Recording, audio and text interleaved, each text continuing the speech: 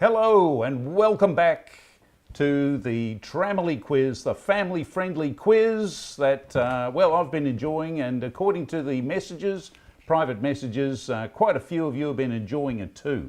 So we're trying to find a spot for this, which in my schedule is a little bit tricky. It's 4 days since we've 4 days since we've had the last one, but we had a lot of great feedback.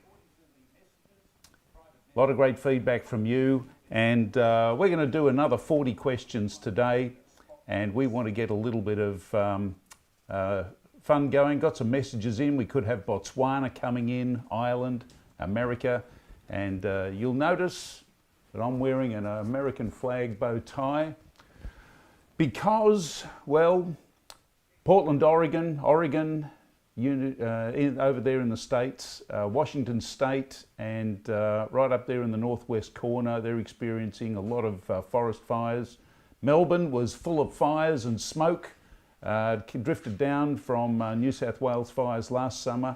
You couldn't see one city block in front of you. And looks like Portland, my friend Patrick over there is showing me pictures through Portland CBD. Thick pall of smoke hanging right over that city. So our hearts and prayers go out to you guys in the Pacific Northwest of America. Stay safe, guys. And of course, 9/11 just passed. And our hearts go out to those people that are still living with the tragedy of that. And of course, you guys had Labor Day recently too. So our hearts go out to you guys over all of that. It's touching to remember, but lest we forget. Otherwise, the things of the past will come back again, and we certainly don't want any of those things to come back again. So fight those fires safely, guys. And as I say, we've got 40 questions. Some of you might be interested to know why we call it the Tramily quiz. The family-friendly quiz. I'm a tram driver, Melbourne's happiest tram driver, and no one on my tram. So I thought instead of talking to myself, I'd take my love of trivia, Think Tank. If you want to go to the YouTube channel, you'll now see a whole lot of episodes of Think Tank, not all of them. I think we filmed about 80 episodes in total. And I was fortunate enough to be in about 65 of them. So there's around about a dozen or so episodes of Think Tank up there on YouTube. ABC is still screening after 3 years. Think Tank, if you're overseas, you can't watch it because of the international, they screen out, filter out anyone from overseas. You can only see it in Australia, copyright thing. But we do have some episodes online at YouTube, and I've got them in my lists. You go to my lists on YouTube and you'll find them there in favourites. So you'll see all of them there. So that's it. You're the Tramily. If you've travelled by tram, bus, train, plane, you're, who have we got messaging in? Pete. There you go, mate. My quiz up mate Pete from Sydney. Great to see you on board. Don't forget to have to put up with the Donald. Well, we won't talk politics here, Pete, but I think everyone knows who the Donald is. Donald Duck, possibly. Maybe not. Hang on, just having some connection issues. I've got to swap over that Wi-Fi. Connections. Technical issues. I think we've got our latency, our lag problem sorted out now. So we're all good.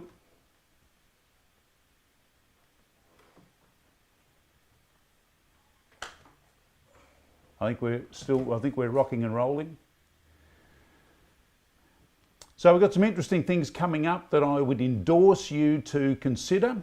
If you're a lover of motorcycles like me, then the Distinguished Gentleman's Ride, raising money for men's health, including financial support.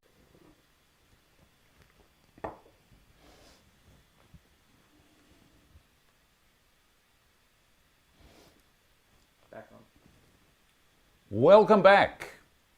And technical issues, but I'm glad I've got my crew here, sound technician, lighting technician, internet technician, visual technician. It's a whole crew embodied in my son, Lachlan. Well done. Thank you very much for that. So like I say, get your prostate checked out.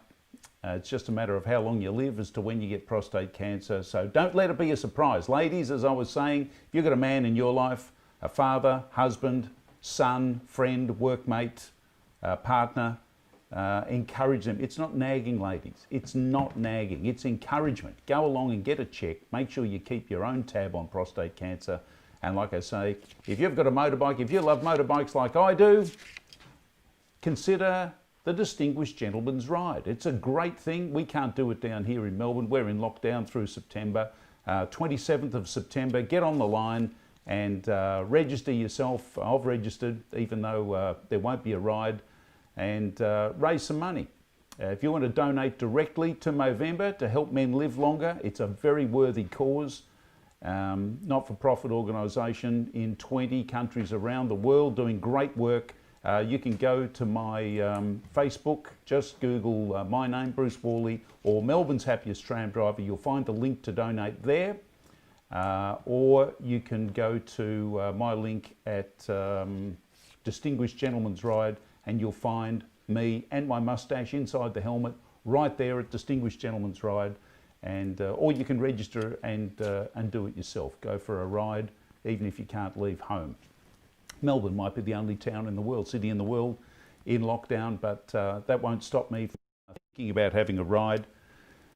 And the other thing that's going on is, of course, tomorrow, just over 14 hours from now, is the New York Fashion Week runway event in which our daughter, Tara, has her collection, 28 pieces of, she was selected to be part of New York Fashion Week. A great honour. She is really chuffed. We're all chuffed.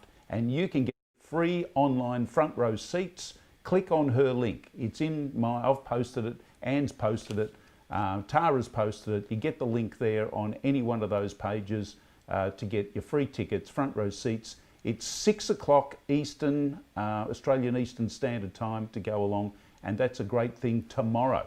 Just 6 o'clock, what's that, 2 o'clock now, 14 hours away, something like that, 16 hours away, however the math works out. And there we go. So we've been having a lot of fun here on the quiz. We've had visitors from all up and down the east coast of Australia, around Melbourne, Diane up there in Cairns, Pete there in Sydney. Sorry we had to disrupt the stream, but we're back online. We're all systems go now. Ireland, Alaska, Brazil, West Coast America, and I think Rhode Island as well, had some great support from around the world. And we've got, oh, I shouldn't show you the questions, you'll know the answers. So we've got 40 questions, and you can get bonus points. Some of these are multiple answers, you get bonus points. So we don't want you to be cheating. This is a memory test. You can do it as a team, you can do it as a family. There's some questions in here for the young at heart, for young people. So rely on them, let them do the hard work, the heavy lifting, the thinking on those young person's questions. There's a few questions in there for grumpy old people like me, and we've got the item of interest, the what do you think this is? We'll start off with this now, and we'll go back to it, come back to it right at the very end. Here we go.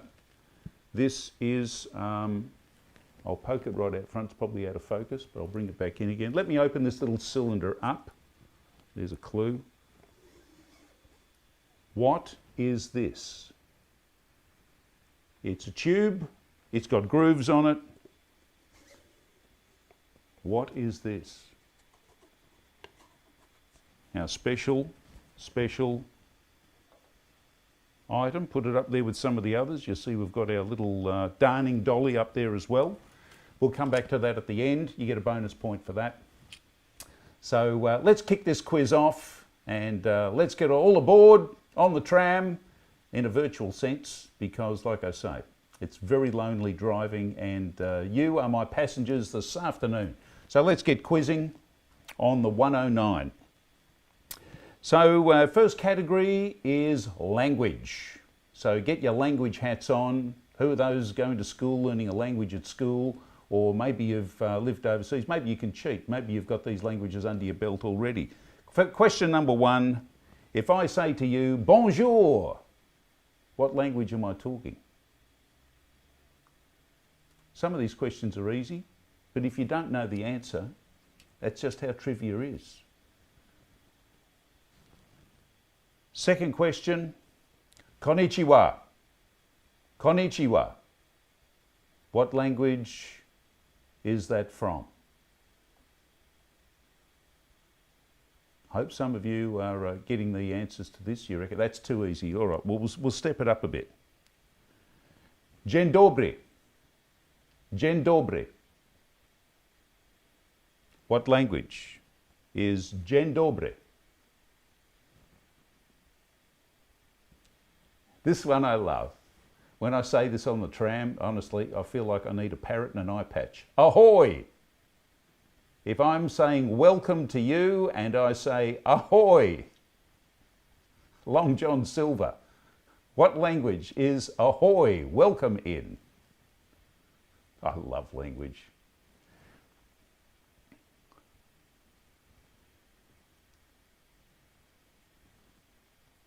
Fifth question. Marhaban. Marhaba. What language is marhaba if I'm saying welcome to you? Marhaba.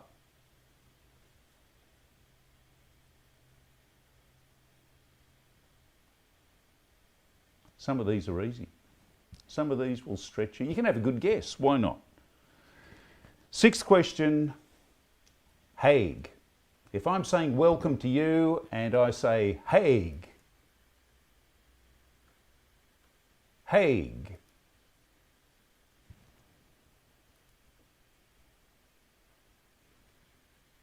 I'll give you a hint with that one. I might also say Konus Atatu. Hague. Konus Atatu. That's the last of our language questions. How'd you go with them? Hope you did all right. Hope you're not muttering at me under your breath. These are, well, some are easy. I hope you got some of them. Next, we move on to science. Dum, da, da, dum, dum, dum.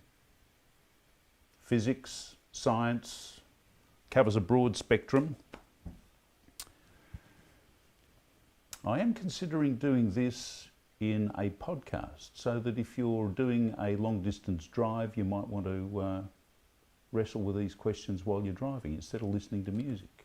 Either way, let me know what you think.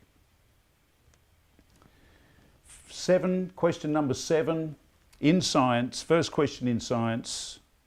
Name the device that measures atmospheric pressure. What is the name of the device that measures atmospheric pressure?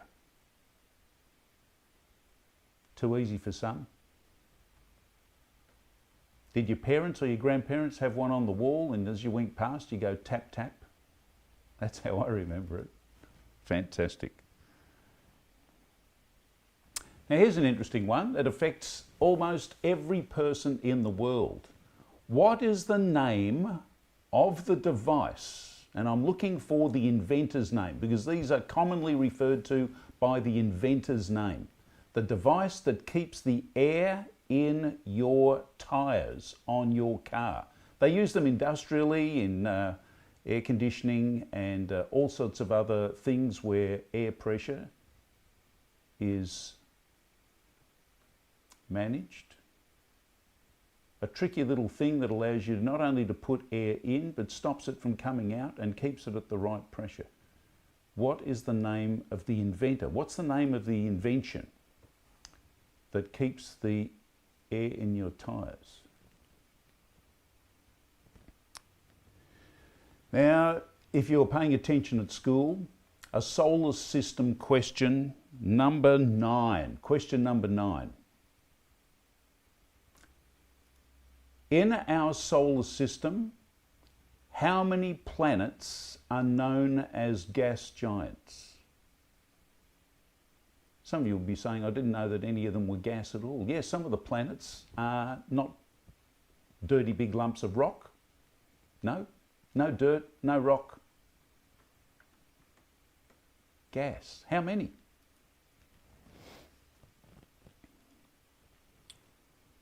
Question number 10.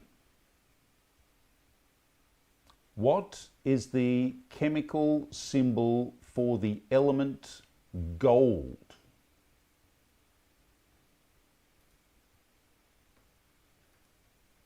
I'll give you a hint there. It's like an Aussie greeting. Chemical symbol for the element gold.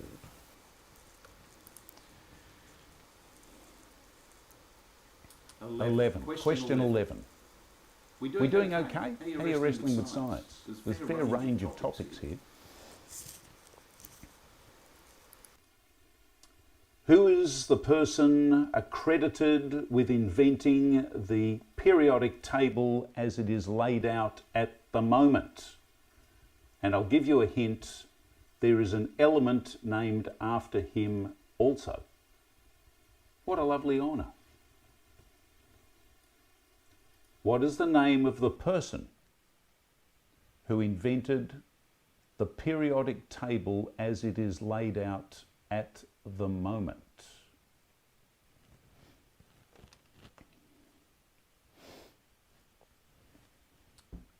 Question 12 in science. Another who am I question. Name the New Zealand physicist. You'll be saying, New Zealand physicist. I don't know any New Zealand physicists.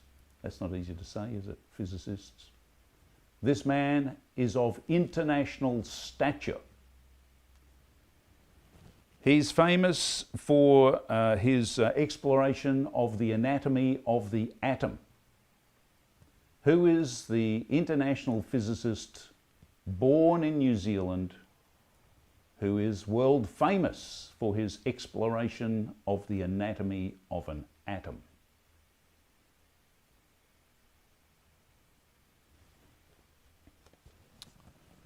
Hope you're still with me on this. Question 13, last question in science, and the last question for this section before we go back and review the answers. Question 13.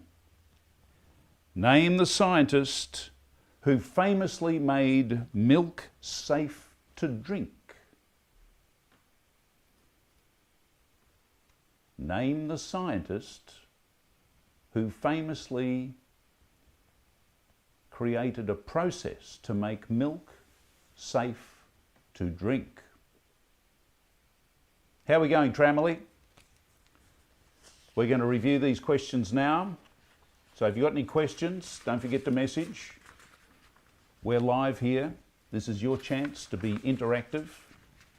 So let's go back to question number 1 as we finish the first of 3 sections. Answer to question number 1. Bonjour is French. Or if you're in Montreal, it's Canadian. Well, it's French. How'd you go? Konnichiwa. Konnichiwa is Japanese. The answer to question 2, Japanese. You all with me? Anyone got anything different? Question number 3. A little bit tougher, but Dzień dobry. Dzień dobry, welcome in the language of Polish. Who got that? Polish. Did you have a guess? Did you get it right? And the pirate question. If you're going to say ahoy, in what language are you reaching out to people? Because someone came up to me on the tram and said, you've forgotten the Czech Republic. I said, what do I say? To say welcome to the Czech Republic. People on the tram. Ahoy! You're joking. No, it's true. Check it out. Love it. Got my parrot, got my eye patch. Long John Silver. Question number 5 in language. If you're saying welcome in this language, marhaba, marhaban. What language is it? It's Arabic. Right across the Middle East, even in Turkey. Right up through the Stans. Mixture of Russian, Arabic and Stanic. It's all up there, widely ranged. Arabic. And question number 6, Haig, Konosatatu. That was the big clue. Too easy, you're saying yes. Are you listening in with us, Kata, up there in Ireland? You would have got that. Yes, it's Irish. Haig, welcome. Konosatatu, I think the equivalent to that is God be with you. Something like that. It's the greeting in Irish. Welcome. How'd you go? 6 questions. How many did you get? You can throw that up on the messaging, and we start the science answers. Question number 7. Name the device that measures atmospheric pressure. What did your dad or your grandfather tap on the wall? It was the barometer. The barometer. That little needle, wet, dry, changing all the time. Look out the window. I think that's the best way to see if it's raining. Question number 8 in science. Here we go. Name the device that keeps the air in your tyres, invented by a man called Schroeder, known as the Schroeder valve. The Schroeder valve. And can you believe it that although Mr. Schroeder died a long, long time ago, his organisation still owns the patent, and every single car in the world, tractor, truck, you name it, air conditioning system, pays, I don't know what it is, 1 cent for every Schroeder valve they put in, and they are installed every year by the millions. What a great patent to have. It's almost a patent to breathe air, because it's what keeps it in. Extraordinary. Good on him. What a great invention. Number 9, back to school days, the planet question. How many planets are known as gas giants? The answer is 4. Now, some of you might be wanting to pick a fight with me. You might want to argue the point. You might be wanting to do a Barry Jones.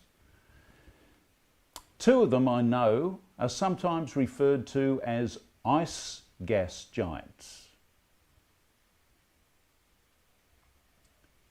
because the 2 biggest ones are full of ice, propane, methane, gas turned into ice, but essentially they are still gas in whatever state it is.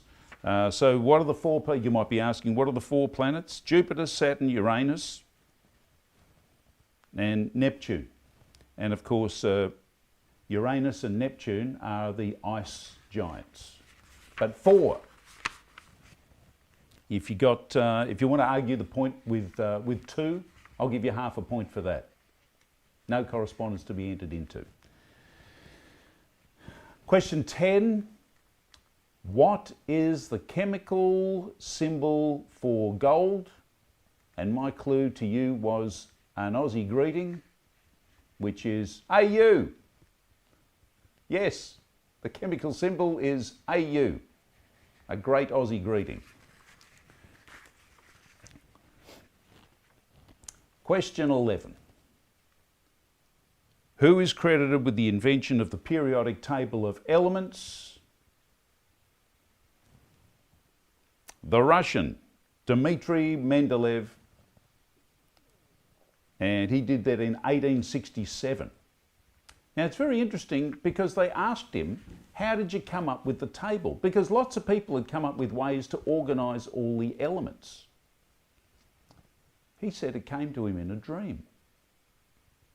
He said it came to him in a dream, he woke up in the morning, he wrote it all down, And from the time he had the dream to the time he wrote it all down, he made one correction. And 1867, at that stage, they were finding a new element about every year. But essentially, he basically came up with the thing that atomic weights. And so that there were lots of gaps, and he arranged them knowing that there was likely, with this dream, knowing or feeling that there was a whole lot of gaps and elements that needed to be found in the order. And once he worked out what the order was, that it was just a matter of finding all the elements that were of atomic weights, 100, 101, 102, 103, and all came to him in a dream. What a great story. Anyway, he got an element named after him, Mendelevian. And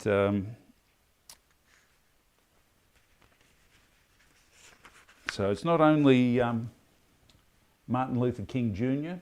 that had the I had a dream. It was Dmitri Mendeleev, the Russian physicist, who came up with that as well. Question 12.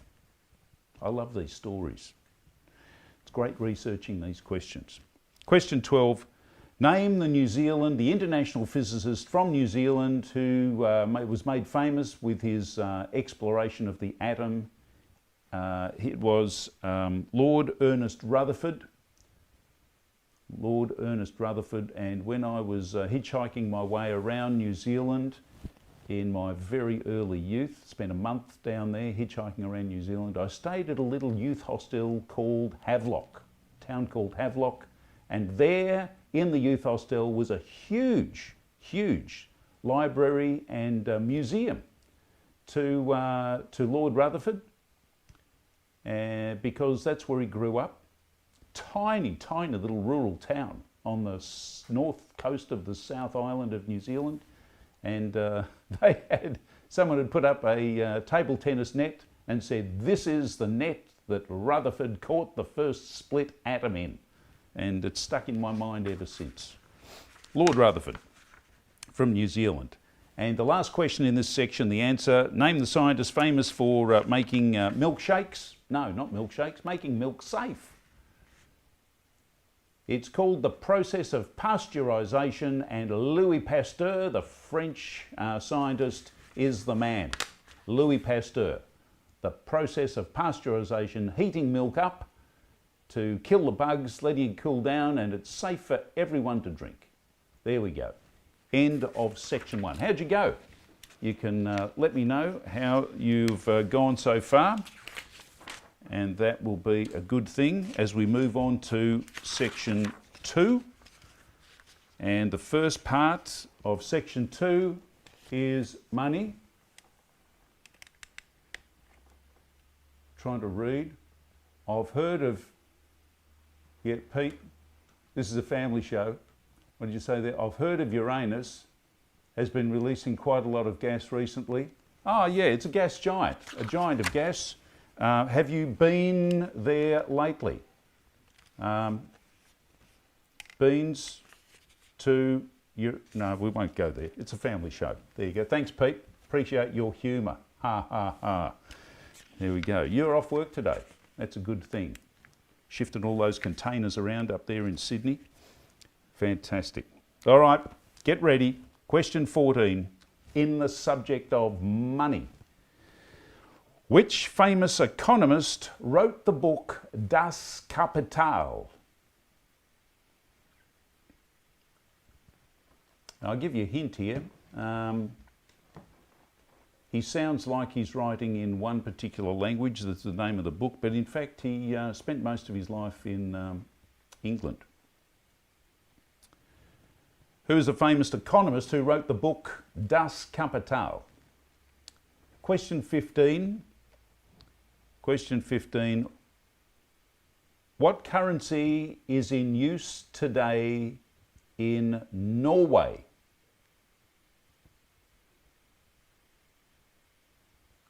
I know some of these questions are too easy, but you know, we're going to get everyone to get some points up. No point going through the quiz and get nothing. You get discouraged. We want you to come back. I do anyway. Anyway, we want to have some fun. So you can have a good discussion there. If you've got a team, how are you going? Wrestle it amongst you. Question 16. What is the result? What is the result when you apply expenses to revenue? What do you call that? You've got your expenses on one hand, you've got your revenue on the other, you mix them all together. What do you get? Simple.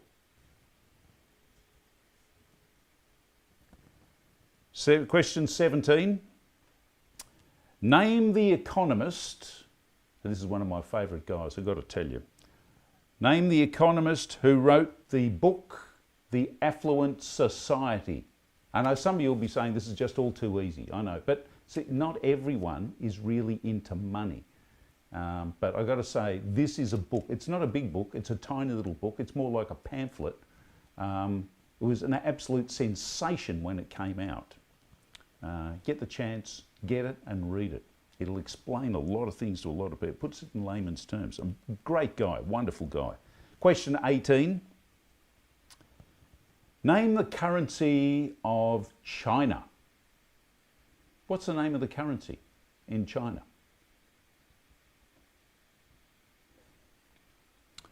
And question 19, the last question in the topic of money.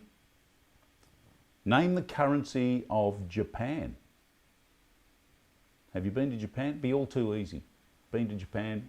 If you haven't, have a chat about it with your team. What do you come up with? How are you going?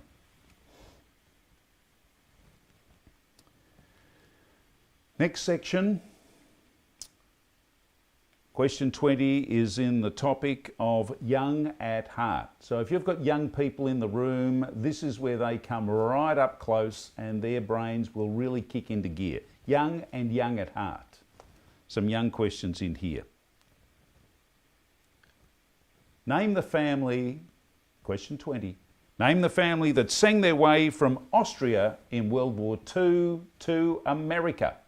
Name the family that sang their way out of Austria during World War II to America. I think they went via Switzerland, over the Alps. Question 21. Name the pet owl of Harry Potter. Name the pet owl of Harry Potter. Now I've got to tell you, I'm not familiar with Harry Potter, but apparently it's a very young series of books that's out very recently. So if you've got young people in there, if you're as old as me, you haven't got a clue, but if you get young people around, they will probably know the answer. It's very popular amongst young people apparently. Question 22. From which platform, now from a tram driving point of view, this is very interesting. From which platform do you catch the train to Hogwarts, which I'm told is some sort of school? Hogwarts College or something. Hogwarts University, I don't know. What platform, number, do you catch the train to the school? I think this is a Harry Potter question.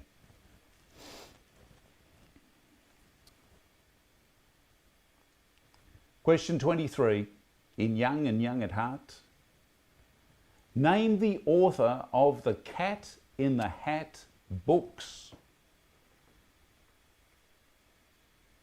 I do not like green eggs and ham. Name the author of the Cat in the Hat books. How are we going? Got the kids engaged? Question 24. Name the narrator in the story Treasure Island. What a classic book. Name the narrator in the story Treasure Island. Robert Louis Stevenson. What an author. Fantastic. Question 25. In Young and Young at Heart. This is a bit spooky.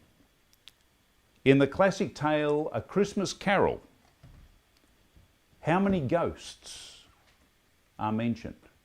How many ghosts are mentioned in the story A Christmas Carol? There's something to get everyone chattering. And the last question in this section, and the last question in Young at Heart, question 26.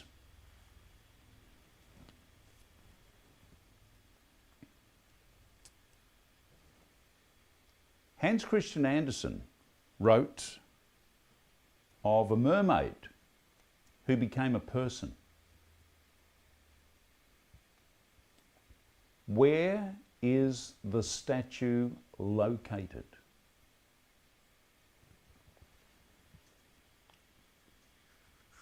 Where is the mermaid statue of Hans Christian Andersen's story located?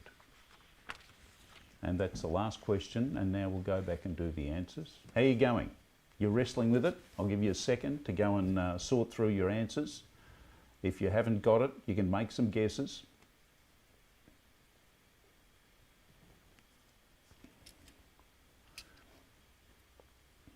So let's go through the answers, shall we? Question 14, in money. What famous economist wrote Das Kapital? The answer, Karl Marx. Lived in England most of his life. And as latterly as he lived, he partook in a duel. That's right, pistols at 20 paces, and got injured. Thank goodness he didn't get killed. Question 15.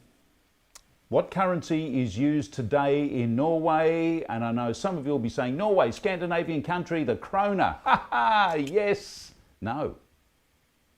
But yes. Is it euro? Is it the krona?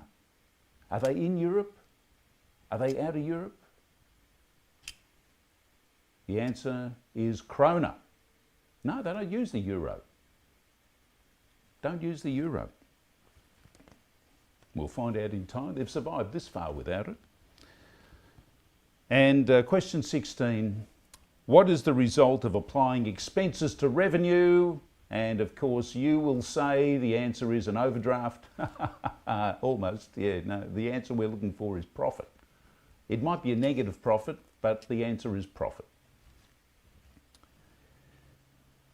Question 17, the answer to name the economist who wrote The Affluent Society. Magnificent book. This man went on to be the Indian attaché for America in India. Consul General, is it that they call him? John Kenneth Galbraith. Magnificent economist, was very, very influential through the 50s and 60s with his series of books. They're a great read. Question 18 in money. Name the currency of China. Yuan. The yuan. It's pronounced. I think it's written Y-U-A-N, but if you listen carefully, they sort of pronounce it with a U at the start, but if you just do one, I think you get there. So we'll take that. And question 19, what currency is used in Japan? The yen. If you've got a yen for Japan, you need yen in your pocket. That's what you need, or a credit card, of course. So there you go. How'd you go with currency?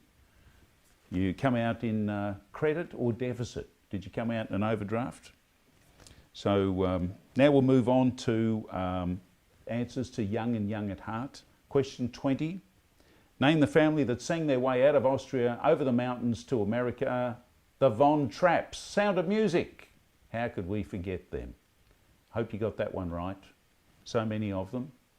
I think there might be one still alive. The youngest. Question 21. Name the pet owl of Harry Potter. Well, I didn't even know he had a pet owl. whoever Harry Potter is, but apparently it's Hedwig. Hedwig, all the kids know that, apparently. That's a very young thing to be knowing of. And another Harry Potter question, number 22. Name the platform from which you catch the train to Hogwarts College. 9 3/4. How can you have a platform 9 3/4? Where do they come up with this? Talk about a fantasy. Unbelievable. 9 3/4, seriously? How do you find a platform? You got 8, 9, 10. Where do you put a 3/4? I got no idea. Anyway, that's the answer we're looking for. Let the kids explain it to you. I can't. Question 23. Name the author of the Cat in the Hat books. The answer, well, if you're young at heart, hopefully the kids have been read this too. Great rhyming stories of nonsense. And that's the way a lot of stuff should be. It's the way a lot of politics is at the moment. Thank you, Pete. Dr. Theodore Zeus. Dr. Zeus. Ted to his friends, apparently. Dr. Zeus. And 24, question 24. Who is the narrator of Robert Louis Stevenson's Treasure Island? Jim Hawkins. Aye, Jim Hawkins. Pieces of 8.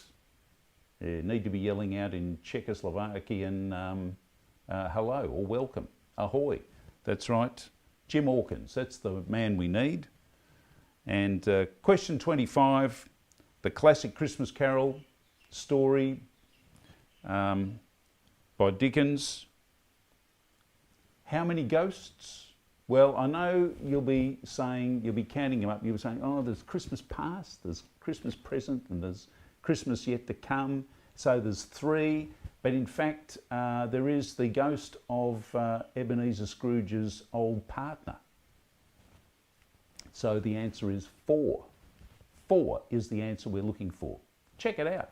Here, you can Google it. It's all there. Or read the book. It's a great read. Read it to the kids. It's a good kid's story. Not like some of those Hans Christian Andersen's ones. Gosh, some of those are gruesome. Question 26. Last question in this section. Question 26. Hans Christian Andersen wrote the tale of the mermaid. In which city is the mermaid located? The answer is Copenhagen. And I made a special trip to go and see that mermaid. And my first response was, she's so small. Big journey, small mermaid, right out there in the harbour, right on the edge, not too far away from where you can stand. You get a good view, but gosh, you need a good camera lens because she's very tiny. A bit underwhelming. But how'd you go? 2 sections down, 1 section to go. We're on the final straight. 14 questions to go. How are you going? You can message me through with what your scores are to date. So 2 sections to go. This next section is literature. I hope you've read some books. So let's see how we go. This is, I tip my hat to you, Carolyn from Think Tank.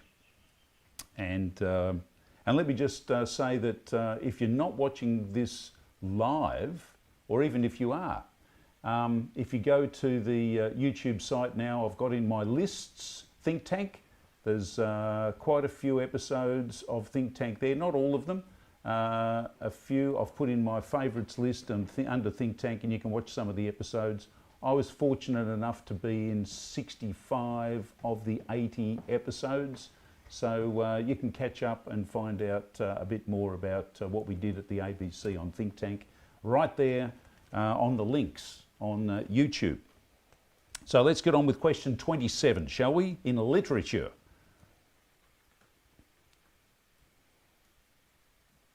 Oh, Pete's got 18 questions so far. You're doing okay, Pete.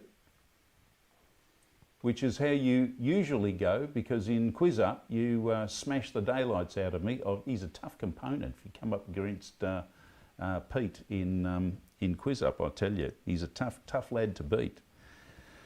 General knowledge is great. So here we go, Pete.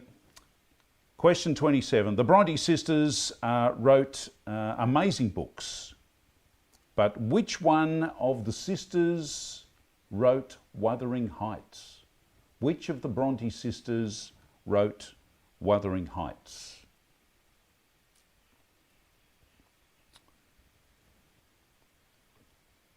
Question 28.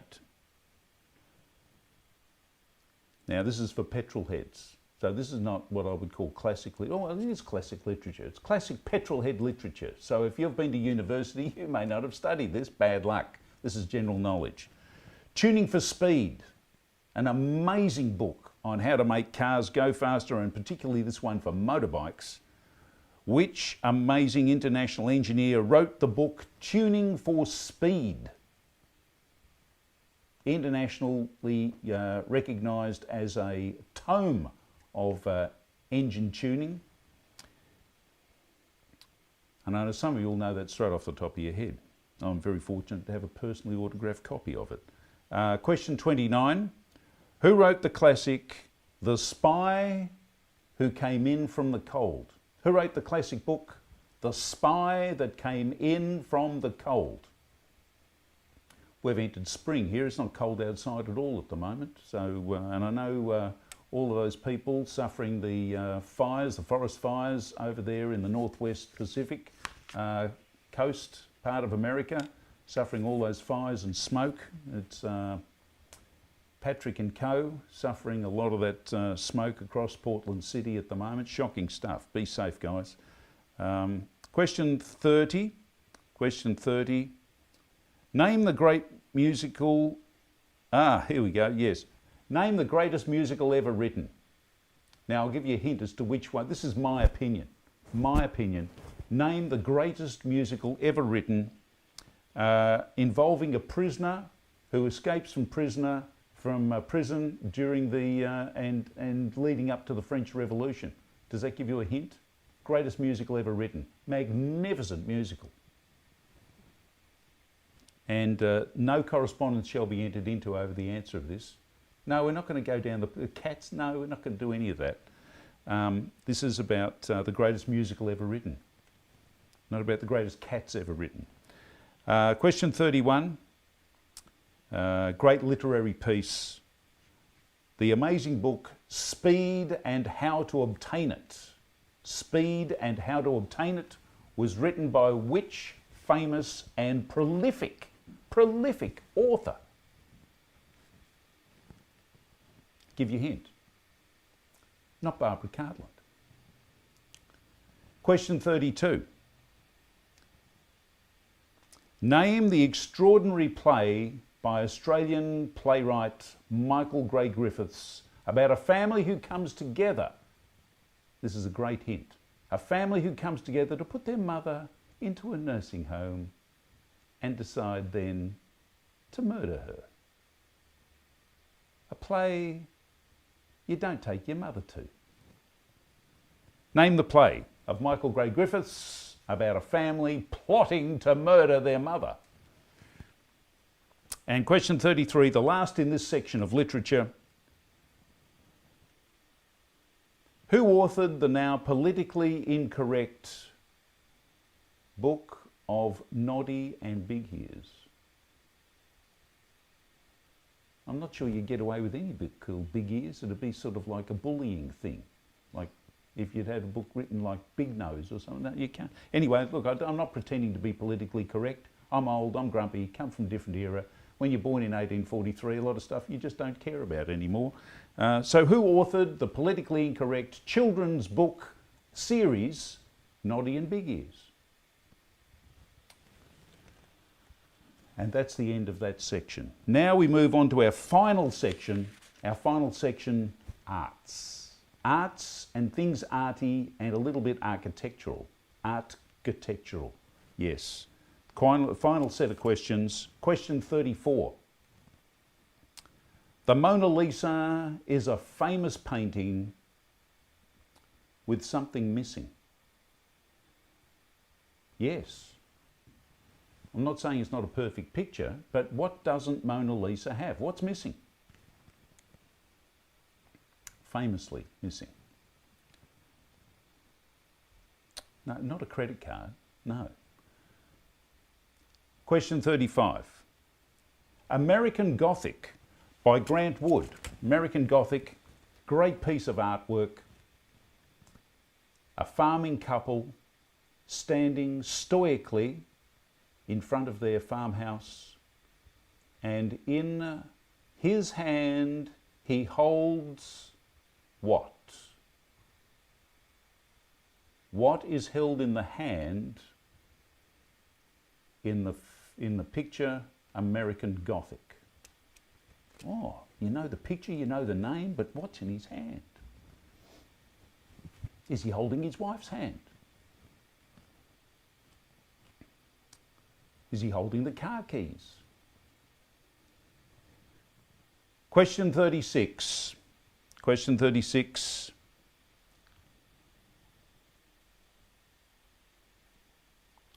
Name the iconic American architect who designed the waterfall house.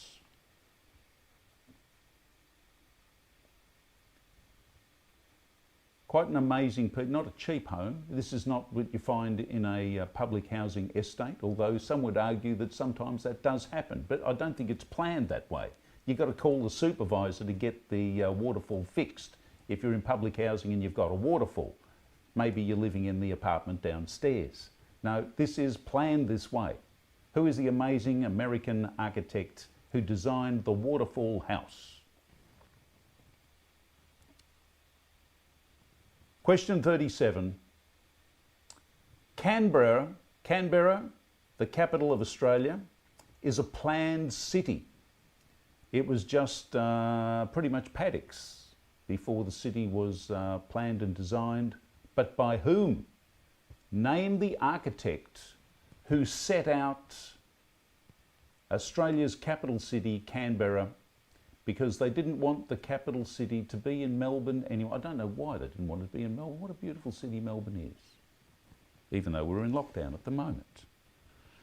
But no, they wanted to build something different, something halfway between the two major capitals, the major cities of Australia, halfway between Melbourne and Sydney, Canberra. Question 38. Another planned city in the world is Brasilia. Brasilia. Name the architect who was the chief designer in the setting out of the city Brasilia.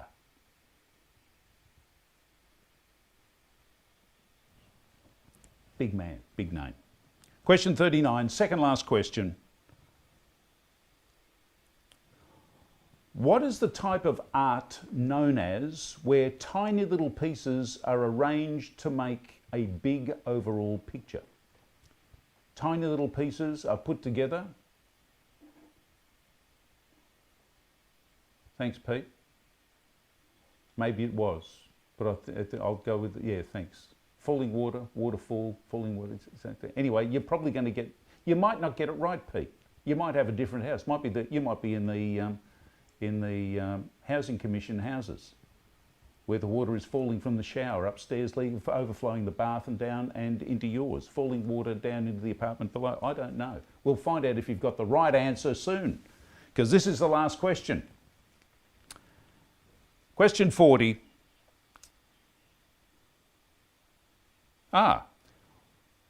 What is the art of carving whale's teeth, walrus tusks, ivory by sailors, as it was back then through the 17th, 18th, 19th century, while they had not much to do on their time. Well, they didn't have to change the rigging or scrub the deck.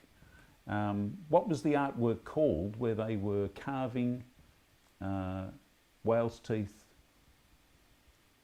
ivory tusks, or walrus tusks and those sorts of things? What did they call that artwork?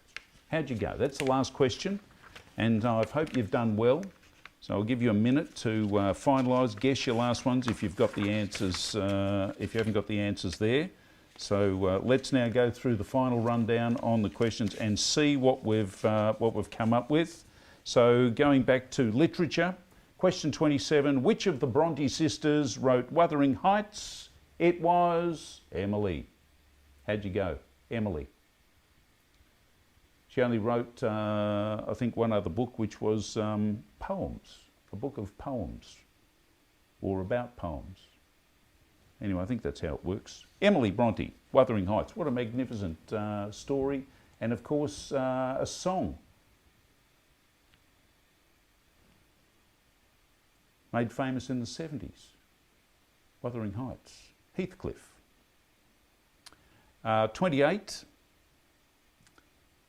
Question 28. Tuning for Speed. Which engineer wrote that amazing book, Tuning for Speed? Phil Irving. Yes, Aussie Phil Irving. What an amazing engineer. What a legacy of engineering, fantastic engineering legacy. He has left us all. Left Australia. In fact, he lived only a few kilometres from here. Passed away a few years ago. Started off working for Velocet over there in the UK when he adventured to where it was all happening.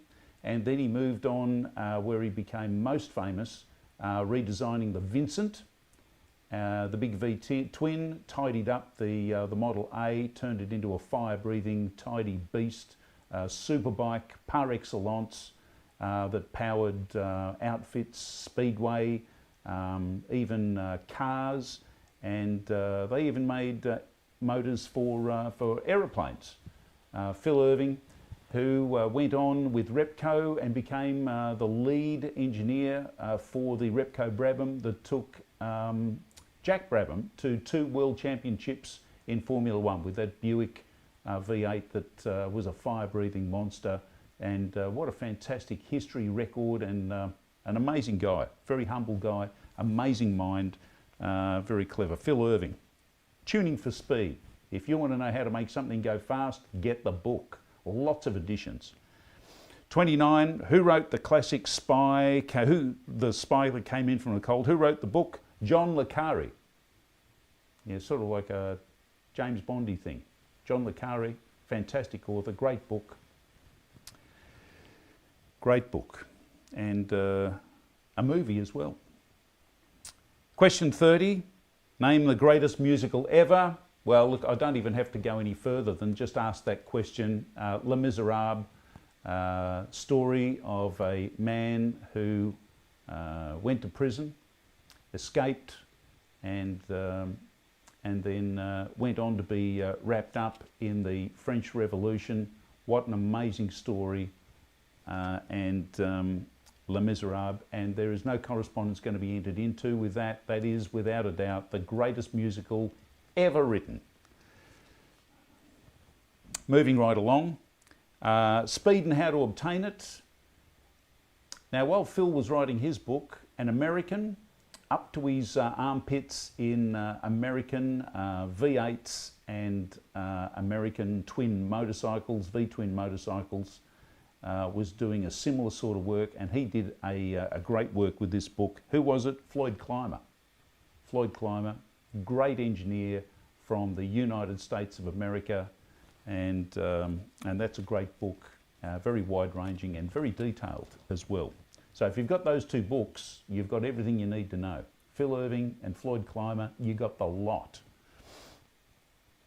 Name the extraordinary play by Michael Gray Griffiths about a family who set out to put their mother in a nursing home but then contemplate murder. What a great family story that is. Gosh, and it was a pleasure to be a part of that play as well when it was on last year.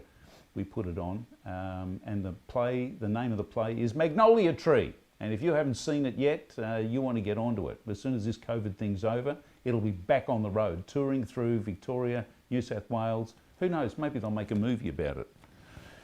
Good on you, Michael. Well done. And the final question in literature, question 33, the author who authored the now politically incorrect book series, Noddy and Big Ears? Enid Blyton. And how many other books and book series did she author as well? You want to keep her in your back pocket because I'm likely to pull that one out, Enid Blyton, a few more times, because a great series, great author, even though now totally incorrect, politically incorrect. She doesn't even get a Guernsey. It's a shame. Such wonderful writing. Final section, section 34, art. Art, the Mona Lisa, famous painting over there in the Louvre in Paris. What is missing? Her eyebrows. True. Go and have a look. Plenty of pictures online. She's got no eyebrows. Did they forget? Maybe she had alopecia. I don't know. But she's got no eyebrows. Very odd. She's got eyelashes, maybe not alopecia. I don't know. Anyway, there's probably some theories floating around about that. Check it out yourself. Question 35. American Gothic, a farming couple of American nationality in front of their farmhouse. What's he holding? Not the car keys, not a hand. No, what's he holding? A pitchfork. You got that? A pitchfork? I hope so.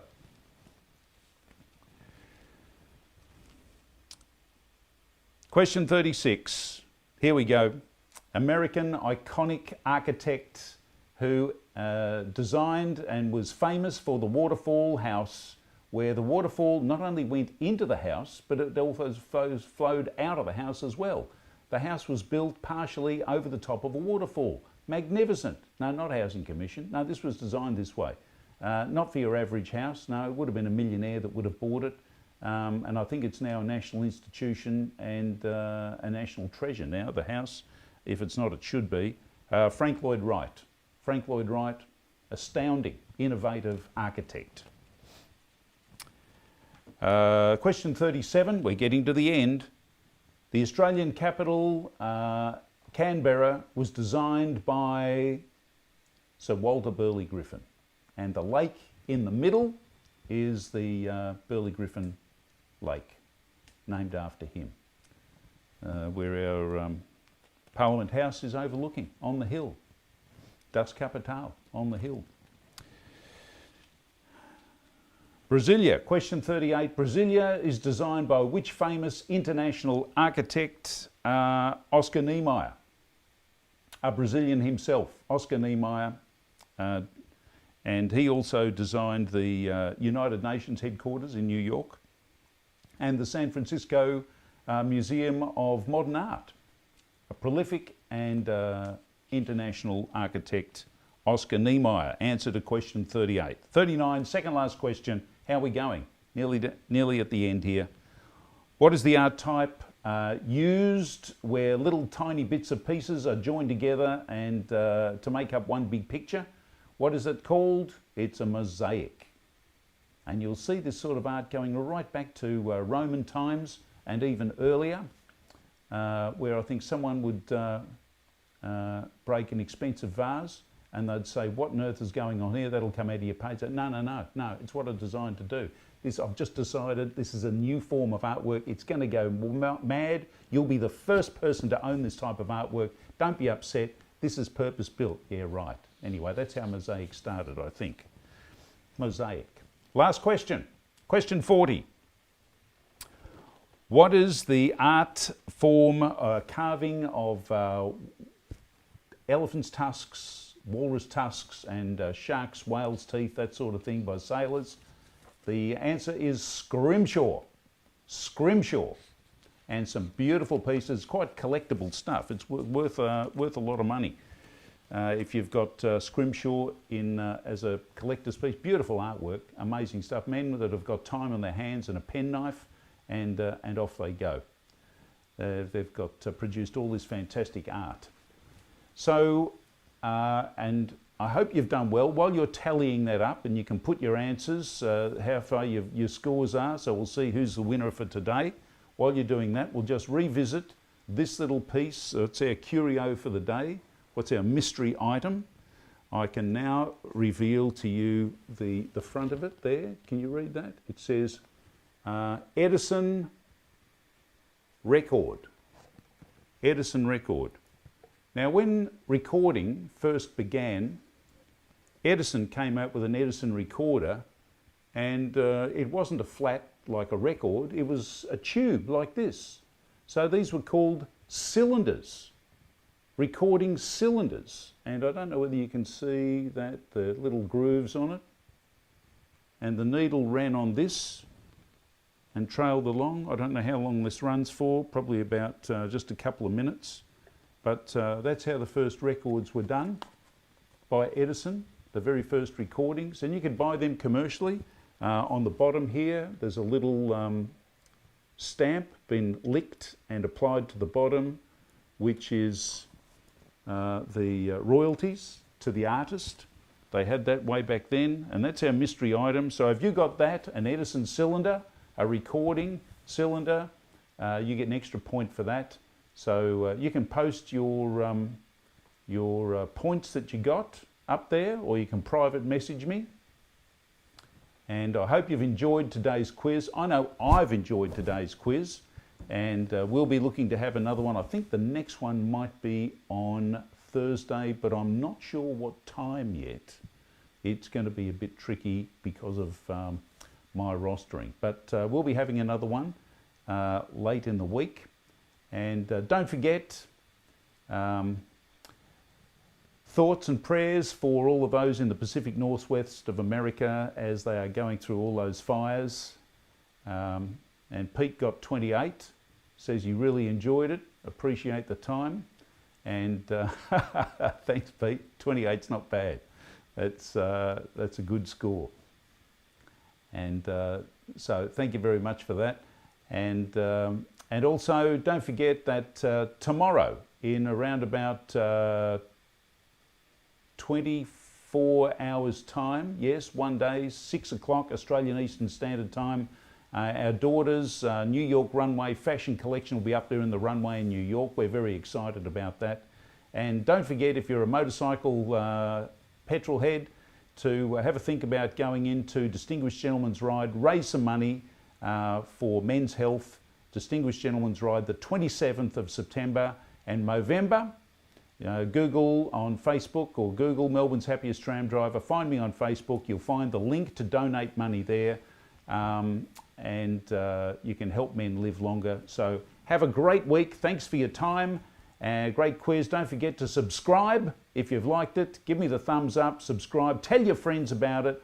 Form a team next time. And happy quizzing wherever you're doing it. And we'll see you next time. That's all for me. So great to have had you on board. Ding, ding. And see you next time. Ciao.